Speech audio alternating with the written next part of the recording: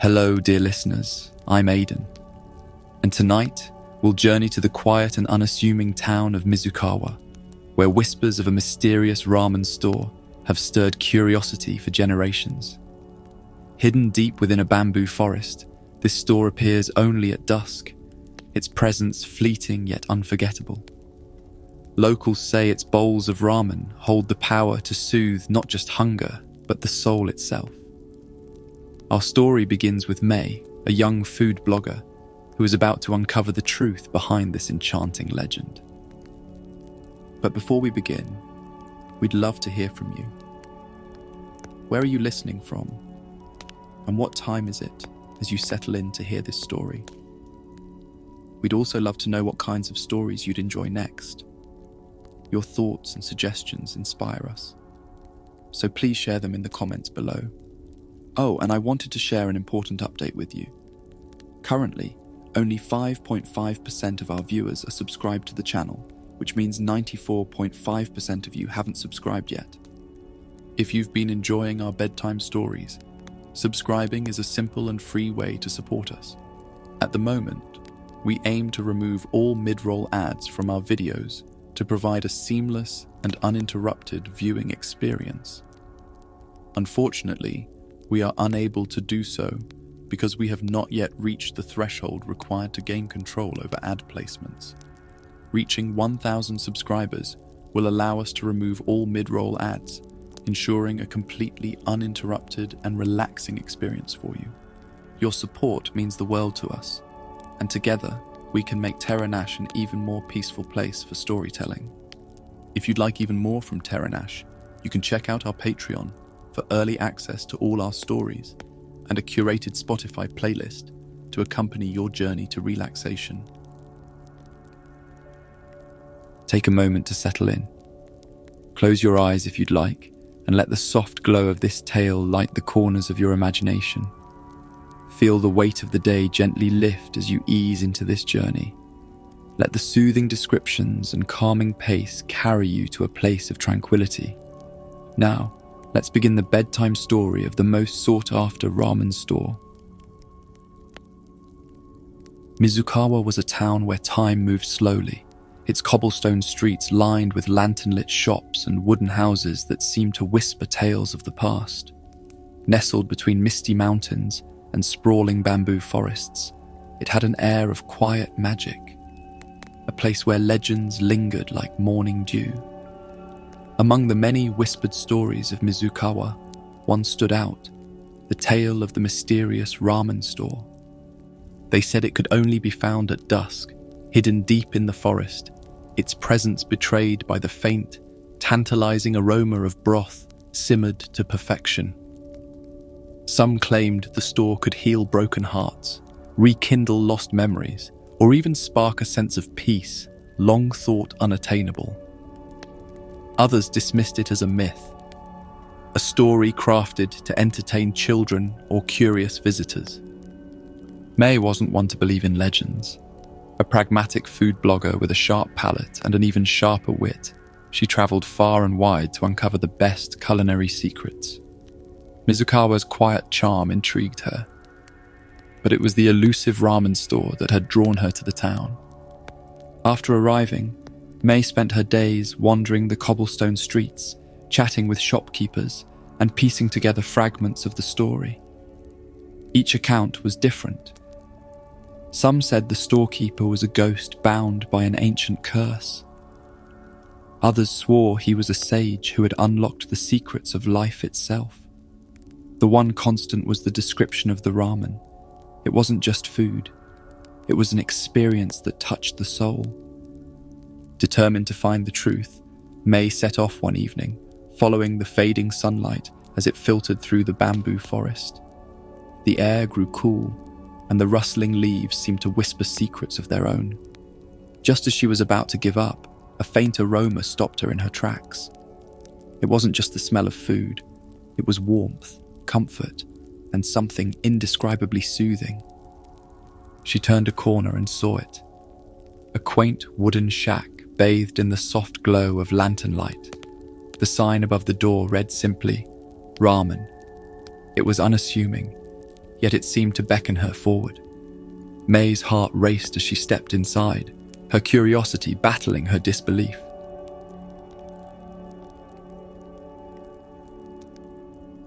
The interior of the ramen store was as unpretentious as its exterior. Wooden tables and stools filled the small space, and the air carried a warm, inviting scent of miso and freshly boiled noodles. A single pot simmered on the stove, and a small window revealed the darkening forest outside. Behind the counter stood a man, his movements calm and deliberate. He was older, with streaks of silver in his hair, and a serene expression that seemed untouched by the passage of time. His eyes were kind, but held a depth that hinted at a life full of stories. He wore a simple apron, and his hands worked with quiet precision as he prepared a bowl of ramen. "Welcome," he said in a voice as steady as a flowing stream. "You must be hungry." May hesitated, unsure how to explain her presence. I've heard stories about this place," she said, her voice tinged with both excitement and skepticism. "Are they true? People say your ramen can..." "Stories have a way of growing with each telling," the man interrupted gently, a faint smile playing on his lips. "But if you're here, it means you're meant to be." Before May could ask what he meant, the man placed a steaming bowl of ramen in front of her. The aroma was unlike anything she had ever encountered. Rich, earthy, and layered with a warmth that seemed to reach into her very being. "I didn't order this," May said, though the bowl seemed to call to her. "You didn't need to," he replied. "This is for you." May took a cautious sip of the broth, and as the flavors washed over her, she felt an unexpected wave of emotion. Memories of her grandmother's kitchen came rushing back.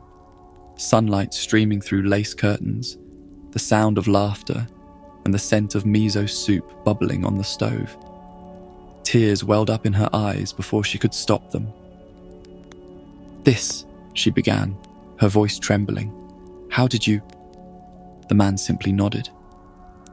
"Everyone who comes here carries something they need to remember, or something they need to let go. My job is to help them find it." May wanted to ask more, how he knew her, how he created such a dish. But before she could, a soft chime echoed through the air.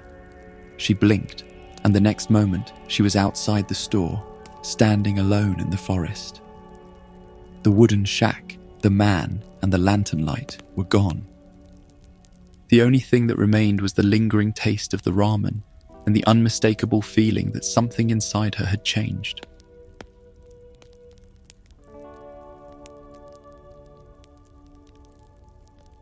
The morning after her mysterious visit, May sat by the window of her inn, her thoughts swirling like the steam from her cup of green tea. She had spent years exploring culinary treasures, tasting flavors from every corner of the world, but nothing had ever touched her heart as deeply as that single bowl of ramen. It wasn't just food. It was a window into her past, a reminder of love, and moments she thought she had lost forever. May's curiosity only grew. She had to return to the store not just to understand its secrets, but to experience that feeling again. As the day wore on, she retraced her steps through the forest, hoping to find the hidden shack before nightfall. The bamboo whispered in the wind, and just as the sun dipped below the horizon, the scent of simmering broth guided her once more. When she stepped inside, the same serene man greeted her. "Back so soon?" he asked with a knowing smile. May hesitated, unsure how to voice her thoughts. "Your ramen, it's unlike anything I've ever tasted. It was like you knew exactly what I needed." "I only prepare what's already within you," the man replied cryptically. "Every person carries flavors of their own, a blend of joy, sorrow, hope, and longing. My task is to bring those flavors to life." Before May could respond, another patron entered the store. This time, it was a middle-aged woman with weary eyes and a heavy sigh. Without a word, the man began preparing a bowl of ramen, his movements precise and purposeful. When he placed the bowl in front of the woman, she took a bite and immediately began to cry. "It tastes like my mother's cooking," she whispered, her voice breaking. "I haven't tasted this since she passed." May watched, astonished, as the woman ate in silence, her expression softening with each bite. When she finished, she left the store with a lighter step, as if the weight she had carried for years had finally lifted. "Does everyone have a dish like that?" May asked, her voice tinged with wonder. The man nodded. "Everyone has something they long for, even if they don't realize it. Sometimes it's a memory, sometimes it's closure. The right bowl of ramen can help them find it." May couldn't help but marvel at his words. She spent the evening observing as more patrons arrived, each one carrying their own unspoken burdens, and each time, the man prepared a dish that brought a moment of peace, a quiet transformation. May documented everything in her notebook, determined to share this extraordinary story with the world.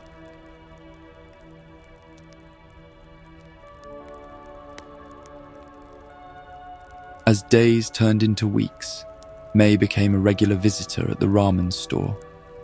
Though she couldn't predict when it would appear, she seemed to have an unspoken connection to it, always finding it just when she needed to. Her blog began to fill with stories of the wandering patrons she met, each one touched in some way by the mysterious ramen. There was Akio, a young musician who had lost his inspiration. He stumbled upon the store on a rainy evening, drenched and disheartened. The man served him a simple, delicate ramen with a broth that shimmered like sunlight. After just one bite, Akio's face lit up and he whispered, "It feels like music." He left the store with renewed purpose, and days later, May heard his songs echoing through the streets of Mizukawa. Then there was Hana, an elderly woman who had come to the forest to say goodbye to her late husband's favorite hiking trail. She entered the store carrying an old photograph and left with a bowl of ramen that smelled of the picnics they used to share. When she walked out, her smile was bittersweet but filled with gratitude. Each story May recorded added another layer to the legend. She began to notice patterns, how the ramen seemed to evoke not just memories, but also a sense of clarity. Some patrons wept, some laughed, and some sat in quiet reflection, but all of them left the store changed in some way. As she spent more time with the man, May's admiration for him deepened. His calm demeanor never wavered, no matter how heavy the burdens his patrons carried. Yet, she couldn't shake the feeling that there was something he wasn't telling her. Who was he, really? How did he create such life-changing dishes? And why did the store appear and disappear without warning? One evening, May decided to ask. "You help so many people," she said. "But what about you? Do you ever make ramen for yourself?" The man paused, his hands resting on the counter. For the first time, May saw a flicker of something in his eyes, a shadow of sorrow, quickly hidden behind his usual serenity. "I'm not the one who needs it," he said softly, turning back to the stove. "My role is to serve." May didn't press further, but the question lingered in her mind. As she walked back through the bamboo forest that night, the cool air carrying the last traces of the store's aroma, she realized that the man's story was as much a mystery as the ramen itself.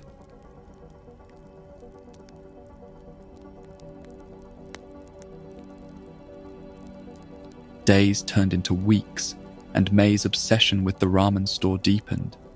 Each encounter left her with more questions than answers, and the enigmatic owner seemed to guard his secrets as carefully as he crafted his dishes. Determined to uncover the truth, May began exploring Mizukawa's history, hoping to find clues that might explain the store's origin.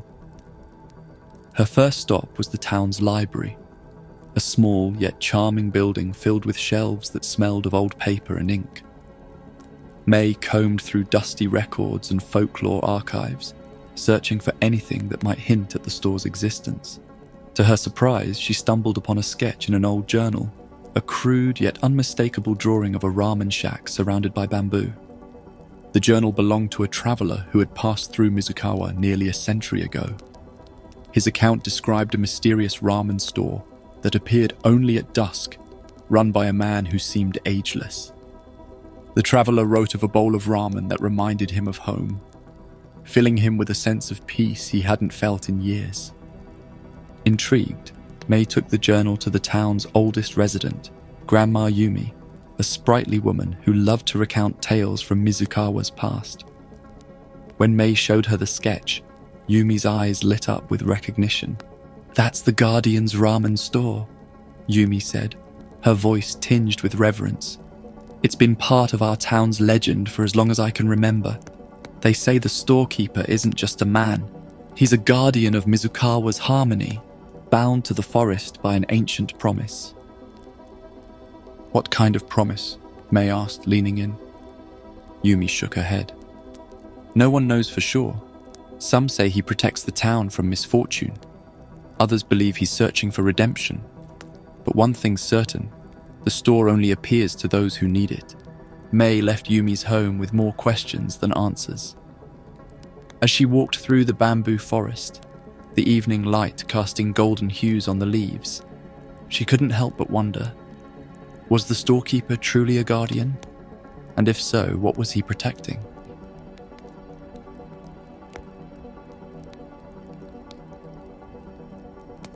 One evening, May returned to the ramen store, eager to share her findings with the storekeeper. The shack was as warm and inviting as ever, its lanterns glowing softly against the encroaching night. As May stepped inside, she noticed a new patron sitting at the counter. A tall, broad-shouldered man with an air of restless energy. The man, who introduced himself as Kenta, was unlike the other patrons May had observed. He didn't carry the quiet longing of someone seeking solace. Instead, his presence was sharp and volatile, like a storm barely held in check. "So this is the famous ramen store," Kenta said, his voice laced with skepticism. "I've heard the stories. Magic ramen that heals your soul. Sounds like a fairy tale." The storekeeper remained unperturbed. "You're welcome to try it for yourself," he said, his tone calm as ever. Kenta scoffed. "I didn't come here for a bowl of noodles. I came for answers." May watched as the storekeeper began preparing a dish, his movements as deliberate and graceful as always. The room was silent, except for the soft bubbling of broth and the rhythmic chop of the knife. When the bowl was ready, he placed it in front of Kenta. "What's this supposed to do?" Kenta asked, eyeing the bowl with a mix of disdain and curiosity. "Eat," the storekeeper replied simply. Kenta took a hesitant sip of the broth, and for a moment his expression softened. But just as quickly, his guard went back up. He pushed the bowl away and stood abruptly. "This won't fix anything," he said, his voice rising. "Do you think a bowl of ramen can erase years of guilt? Years of failure?" The storekeeper's calm gaze never wavered. "It's not about erasing, it's about understanding. But that's up to you." Kenta shook his head and stormed out of the store, leaving May and the storekeeper in heavy silence. "Who is he?" May asked, breaking the tension. "A traveler," the storekeeper replied, his tone unreadable. "Like everyone else." "But he seems different," May pressed. "Angrier, more lost." The storekeeper nodded, his eyes distant.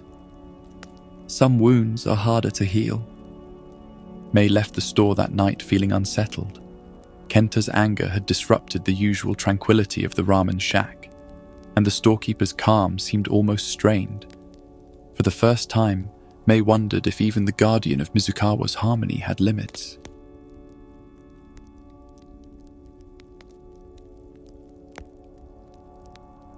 Days passed, but May couldn't shake the memory of Kenta's outburst.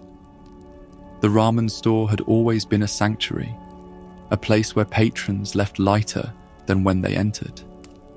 But Kenta's visit had cast a shadow over its usual tranquility, and May couldn't help but feel that the storekeeper was affected more than he let on. One evening, as the forest grew quiet under the soft glow of twilight, May returned to the ramen store. The familiar warmth greeted her, but something felt off.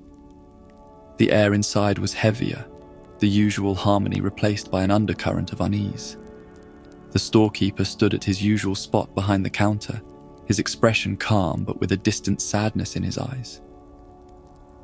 "You feel it too, don't you?" May asked, her voice soft. The storekeeper looked up, his hands pausing mid-motion. "Balance is a fragile thing," he said, "and it seems someone has tipped the scales." Before May could respond, the door opened and Kenta entered once more. His presence was as charged as before, but this time there was a desperation in his eyes. He approached the counter, slamming his hands down with a force that made the bowls rattle. "I want to know the truth," Kenta demanded. "Who are you? What is this place? And why do you think a bowl of ramen can fix anything?" The storekeeper met Kenta's gaze, unflinching. "The truth isn't something I can simply give you. It's something you must discover for yourself." Kenta's frustration boiled over. "Enough with the riddles. I've searched for years, trying to make sense of what happened to my family, to me. And now, I find this place, this so-called magical ramen shop, and you won't even give me answers."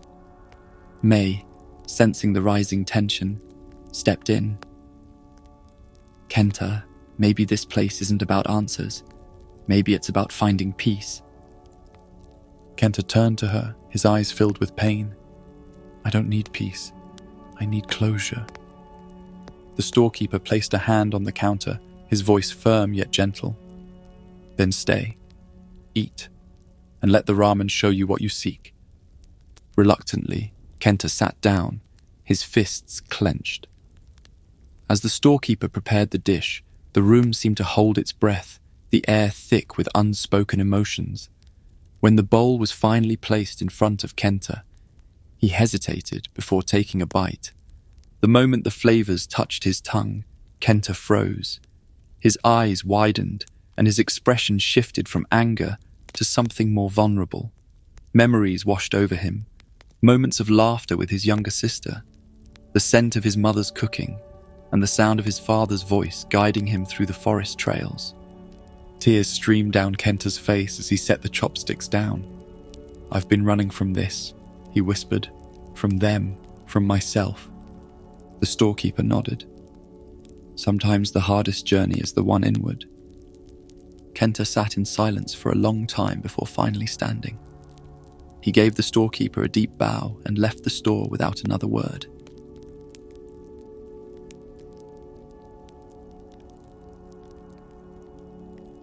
After Kenta's departure, the store felt different. Lighter, yet tinged with melancholy. May stayed behind, watching the storekeeper as he cleaned the counter with slow, deliberate movements. "You helped him," May said, "but at what cost?" The storekeeper looked up, a faint smile on his face. "Every dish I make takes a piece of me, but that's the nature of the balance I uphold." May frowned. "What do you mean? Are you saying you give away part of yourself with every bowl of ramen?" The storekeeper hesitated, as if weighing how much to reveal. "Long ago, I made a promise to this town, to this forest. I would become its guardian, its anchor of harmony. In return, I was granted the ability to understand the hearts of those who enter this store, but nothing comes without sacrifice." May's heart sank as she realized the weight of his words. "So, every time you help someone, you're losing part of yourself?" He nodded. "But it's a choice I made willingly. The people who come here carry burdens they cannot bear alone. If I can ease their pain, even for a moment, then it's worth it. But what about you? May asked, her voice breaking. Who helps you? The storekeeper didn't answer immediately. Instead, he turned to the stove, placing a pot of broth on the flame. This is my path, he said finally. And paths are not always easy, but they are necessary. May wanted to argue, to tell him that he didn't have to carry this burden alone, but the look in his eyes stopped her. A quiet resolve, unyielding yet profoundly human. As she left the store that night, May couldn't shake the feeling that the storekeeper's story was far from over. The forest seemed to hum with an unspoken promise, and the stars above twinkled like silent witnesses to a truth May was only beginning to understand.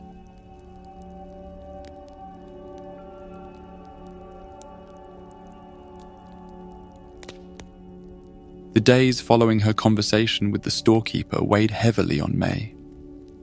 His quiet resolve, his sacrifices, and the burdens he carried. She couldn't ignore them. May's admiration for the storekeeper grew, but so did her concern. How long could he continue giving pieces of himself before there was nothing left? One evening, as May wandered through the bamboo forest, she noticed something strange. The usual tranquility of the forest felt fractured. The wind whispered in erratic patterns. The rustling leaves sounded like distant murmurs, and even the air carried an unusual heaviness. She quickened her pace, hoping to find the ramen store. When she arrived, she found the shack dimly lit, its lanterns flickering as if struggling to stay alive. Inside, the storekeeper stood at the counter, his movements slower, more deliberate than usual. His face, always calm, now bore visible lines of exhaustion. "You're pushing yourself too hard," May said, her concern spilling into her voice. The storekeeper glanced up, his smile faint but genuine. "It's not something I can stop. The balance demands it." Before May could respond, the door swung open and a crowd of patrons entered, more than she had ever seen at one time. Each face carried a distinct sorrow, their eyes heavy with unspoken pain. The storekeeper's expression didn't waver, but May saw the way his shoulders tensed. One by one, the storekeeper prepared bowls of ramen, his movements as graceful as ever, but noticeably slower. May watched as the patrons' faces transformed with each bite, their burdens lifted, their hearts eased. But with every bowl, the storekeeper seemed to grow weaker. By the time the last patron left, the storekeeper leaned against the counter, his breathing shallow. May rushed to his side. "You can't keep doing this," she said, her voice trembling. "You're killing yourself." The storekeeper shook his head. "This is my purpose. Without it, the harmony of this place will unravel." May's eyes filled with tears. "There has to be another way. Let me help you." The storekeeper gave her a sad smile. "You already are, May, but this is my burden to bear." That night, May stayed in the store long after the lanterns dimmed, determined to find a way to save the man who had given so much to others.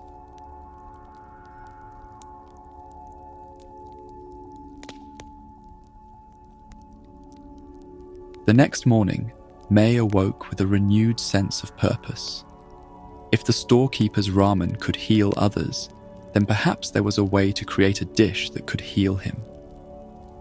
She spent the day gathering ingredients from the forest, recalling the flavors and aromas that seemed to bring the storekeeper the most peace. When she returned to the store that evening, she found the storekeeper preparing for the night's patrons, his movements slower than ever. "I want to cook for you," May said, her voice firm.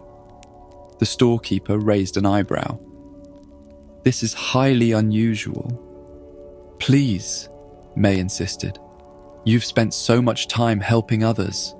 Let someone help you for once." After a moment's hesitation, the storekeeper nodded. May stepped behind the counter, her hands trembling with both determination and fear. She had spent her entire career perfecting recipes, but this felt different. This wasn't just about taste, it was about understanding. She began with a rich, earthy broth, infusing it with herbs and spices she had gathered. As she worked, she thought about the storekeeper's journey, his sacrifices, and his quiet strength. She added delicate slices of marinated mushrooms, tender bamboo shoots, and handmade noodles, each ingredient chosen with care and intention. When the dish was complete, she placed the bowl in front of the storekeeper. "It's not perfect," she said, "but I hope it gives you even a fraction of what you've given others." The storekeeper picked up his chopsticks and took a bite. For the first time since May had met him, his calm demeanor broke. His eyes glistened with unshed tears, and he let out a soft, almost imperceptible sigh.